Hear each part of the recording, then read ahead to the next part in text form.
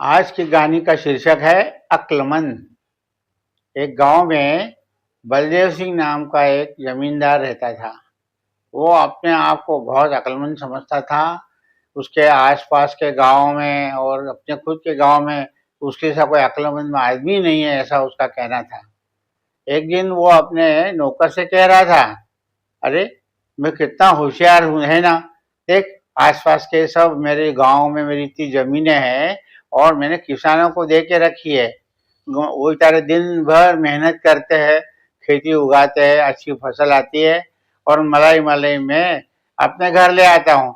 और किसान बेचारे दिन भर मेहनत करने के बावजूद कचरा वचरा नीचे की खेती, छोटा मोटा गेहूं वगैरह मिलता है और कैसे वैसे पेट भरते हैं। है ना मेरी होशियारी कि देखो, मैं खाली बैठे आराम से और मेरे लिए सब मजदूर काम कर रहे हैं।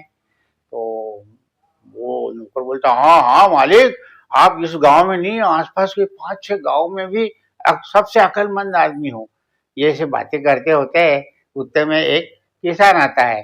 वो बोलता है, मालिक जी हुजूर नमस्ते। बोल बेटा, कौन है, क्या नाम है तेरा। मैं बिरजू हूँ और मैं पड़ोस के गांव में रहता हूँ। मैंने सुना है कि आप जमीन पट्टे पे रहते हो साल भर के लिए, किसानी खेती के लिए। मैं भी इस साल आपके पास से जमीन लेके खेती करना चाहता हूँ। अच्छा, ठीक है, दे देंगे, पर तुझे मेरी शर्तें मालूम है ना। तो बोले, नहीं बताइए मालिक, क्या शर्त है। तो बोले, ऐसा है कि जो भी खेती में उपज होगी, आधी तेरी आधी मेरी। तो वो सोचता है, बोले हाँ हाँ, कोई हर्ज नहीं मालिक, मेरे को चलेगा। आधी खेती, आधी आधी उपज आपकी, आधी उपज मेरी। ठीक है, कागज पूर्ति हो जाती है, साइन वाइन करता है वो और निकलता है। मारे मालिक, मैं चलता हूँ, मैं आज से शुरू कर देता हूँ काम। बोले हाँ हाँ, जा जाकर। तो जाता है बिरजू। वो बेचारा दिन भर खूब मेहनत करता है, फसल उगाने की तैयारी करता है। फसल उगती है और जब फसल तैयार हो जाती है, अब काटना ही है। उस टाइम ये बलदेव सिंह का नौकर बोलता है, मालिक बिरजू की खेती देखा है, बहुत अच्छी फसल आई है, गांव में सबसे अच्छी फसल बिरजू की है, ऐसा सुना है। अच्छा चलो, फिर दोनों खेत पे आते हैं, नौकर और वो। अरे बिरजू कैसा है। हाँ मालिक, देखो फसल कितनी अच्छी है, अब काटने की तैयारी है। अच्छा, देखो मैंने बहुत मेहनत की है मालिक, इस कारण देखो कैसे आई फसल। ए, बहुत अकल मत बता, तेरी मेहनत क्या है, जमीन तो मेरी है, बहुत उपजाऊ जमीन है और इसलिए इतनी अच्छी फसल आई है। तू क्या समझता है, तेरी मेहनत ही है। तो दूसरा नौकर बोलता है, हाँ हाँ ठीक है, लेकिन वो मालिक की शर्त मालूम है ना। चलो अब आज ही ऊपर ऊपर की जितनी भी फसल है वो काट के हमारे पास गाड़ियों में लाद दो, मालिक के लिए। और भज्जू देखता है, अरे हाँ, तो बोले और बाकी की बची हुई फसल जो है तू तेरे लिए रखना। हाँ ठीक है। वो बोला, तो क्या बोलता वो, ठीक है। वो फसल कटती है, अच्छे अच्छे ऊपर के गेहूं की फसल जो होती है ना, वो बलदेव सिंह ले जाता है। और कचरा पट्टी नीचे की कम प्रति की जो गेहूं वगैरह होते हैं वो बिरजू को मिलते हैं। बिरजू सोचता है कि देखो इतनी अच्छी फसल आई, मेरे हाथ में क्या आया, मैंने इतनी मेहनत की और मालिक अच्छी फसल तो ले गए और बाकी की फसल बची हुई मेरे को, मेरे पल्ले दी। वो बहुत मायूस हो जाता है। घर आता है, उतने में क्या होता है कि 2 दिन बाद उसकी बेटी, जिसका नाम था लाली, वो शहर में पढ़ने गई थी। वो 2-3 दिन बाद आती है और देखती है तो बिरजू को उदास। तो बोलती है, अरे पापा क्या हुआ, आप तो कह रहे थे इस साल फसल बहुत अच्छी आई और फिर भी आप इतने उदास क्यों। तो बोले, क्या बताऊं बेटी, वो बलदेव सिंह जो है ना, वो बहुत ही अक्लमंद आदमी है। कहता है अपने आप को, मेरी अच्छी फसल तो उस ले गया और बची खुची फसल मेरे को दी। तो आपने ऐसा क्यों होने दिया। बोले, मैंने कागज पे साइन किए हुए, शर्त थी ऐसी। तो अच्छा, बोले कोई बात नहीं पापा, इसीलिए मेरा कहता है गांव में सभी किसानों की हालत यही है कि उनको कैसा वैसा खाने को मिलता है, अरे बलदेव सिंह मलाई मलाई ले जाता है। तो बोले, हाँ बेटी, अब क्या करें, हम लोग कुछ कर भी तो नहीं सकते, हम गरीब किसान ठहरे, हम क्या करें, हम क्या आवाज उठाएंगे उसके अगेंस्ट। तो पर ठीक है पापा, चिंता मत करो आप, अब मैं आ गई हूं ना, तो अब मैं बताऊंगी बलदेव सिंह को क्या अक्लमंदी होती है। तो अरे बेटी तू कहाँ वो चक्कर, नहीं नहीं पापा आप चिंता मत करो, मेरी पढ़ाई भी पूरी हो गई, अब मैं गांव में आई, मैं खेती में मदद करूंगी। तो बोले ठीक है जैसी तेरी इच्छा। तो फिर क्या होता है कि दूसरे दिन लाली जो है वो बलदेव सिंह के पास जाती है। मालिक राम राम। बोलो। मैं लाली, बिरजू की लड़की हूँ। अच्छा अच्छा, तू शहर में पढ़ने गई थी वो? बोले हाँ हाँ मालिक, मेरे को भी इस साल खेती करना है, आप मेरे लिए भी एक पट्टा दे दो ना खेती का लिखने करने के लिए। तो वो बोलते तू शहर में पढ़ी हुई लड़की, तू क्या खेती करेगी? तो बोले नहीं नहीं मालिक, आखिर मैं किसान की बेटी तो हूँ, तो मैं खेती नहीं कर सकती क्या? तो वो ना बातचीत करते आखिर में बलदेव बोला ठीक है, ले ले तेरी इच्छा है तो वो कागज की खानाबंदी होती है और वो बोलती लाली कि ठीक है मालिक मिलेंगे, मैं जाती हूँ काम करने। फिर वो आते पापा को लेके खेत में बीज बीज लगा के मेहनत मेहनत करते, और खेती की फसल आने के टाइम क्या होता है कि बिरजू वो बलदेव सिंह का जो नौकर होता है बोलता मालिक वो लाली की खेती भी अब तैयार हो गई है, चले? तो वो दोनों आते हैं खेत पे। तो बोलता अरे वाह लाली तुम्हारी खेती तो बहुत हरी भरी दिख रही है। बोले हाँ मालिक, आपकी कृपा है, सब कुछ ठीक है। तो बोले हम आ गए फसल लेने। बोले हाँ मालिक क्यों नहीं, तो ऊपर ऊपर की फसल मेरी और नीचे की फसल तेरी। तो आते फसल खेत के पास देखते तो क्या, वो लाली ने इस साल आलू उगाए थे।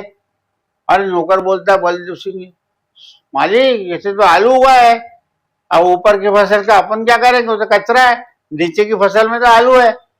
बोलता अरे ये लड़की ने तो आपको बेवकूफ बना दिया। अच्छा कोई बात नहीं, चिंता मत कर, एक बार हुआ तो क्या हुआ, अगली बार देखूंगा।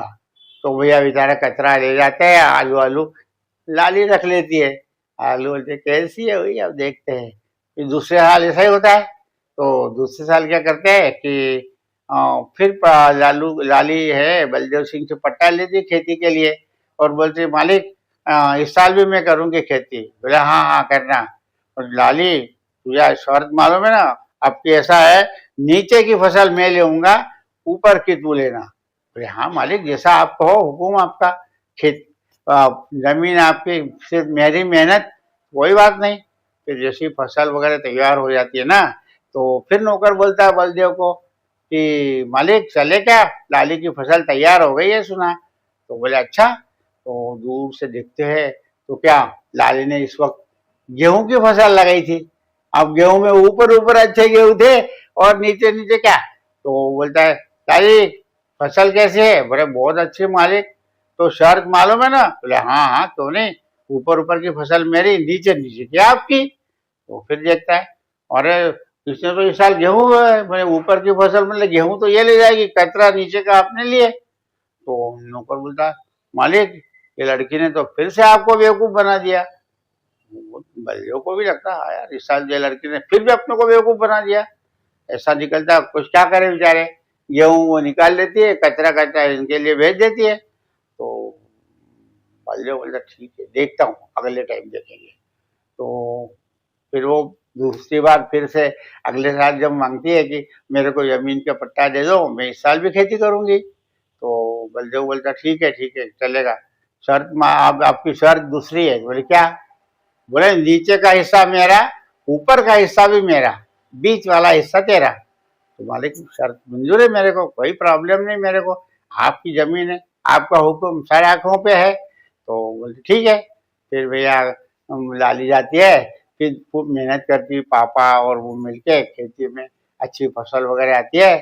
तो जब फसल काटने का समय आता है तो बलदेव का नौकर बोलता है मालिक चले, लाली की खेती अच्छी आई है सुना है मैंने। तो बोले हाँ हाँ चलो कोई बात नहीं।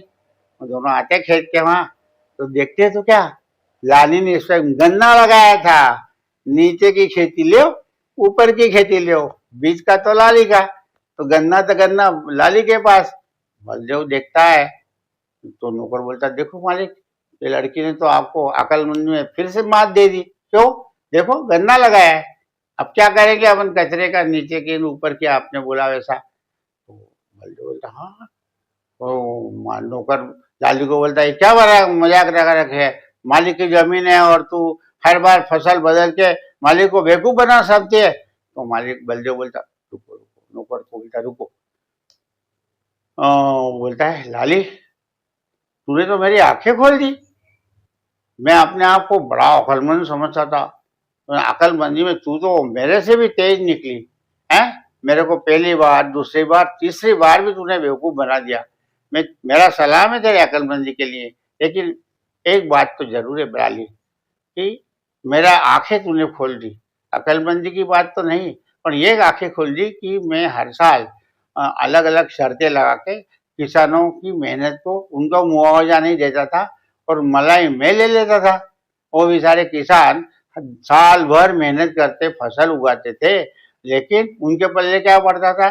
छोटा मोटा कचरा सा अनाज, और मलाई मैं ले जाता था। इससे किसान बेचारे हर साल मेहनत करने के बाद भी दुखी रहते थे। अब मेरी आंखें खुल गई है, अब मैं ऐसा होने नहीं दूंगा। मेरे पास जितने भी किसानों की जमीन गिरवी रखी हुई है, पहले मैं उनको सबको आजाद कर दूंगा, सब जमीनें उनको वापस कर दूंगा।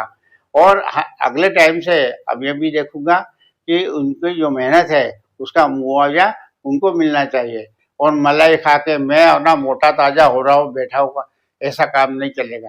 किसानों की हालत सुधारना पड़ेगी। तूने मेरी आंखें खोल दी लाली, अब ऐसा होने नहीं दूंगा। मैं अपने आप को बड़ा अक्लमंद समझता था, पर तेरे अक्लमंदी के आगे मेरी अक्लमंदी कुछ भी नहीं है। और तूने मेरी आंखें खोल दी है, तो कल से मैं किसानों की अच्छी हालत जो है वो ठीक करने के लिए जरूर काम करूंगा। बहुत बहुत धन्यवाद लाली, अब ऐसा होने का नहीं है और इस गांव के किसान खुशहाल होना चाहिए, यही मैं चाहता हूँ। धन्यवाद लाली। पसंद आई मेरी कहानी तो लाइक करिए, सब्सक्राइब करिए।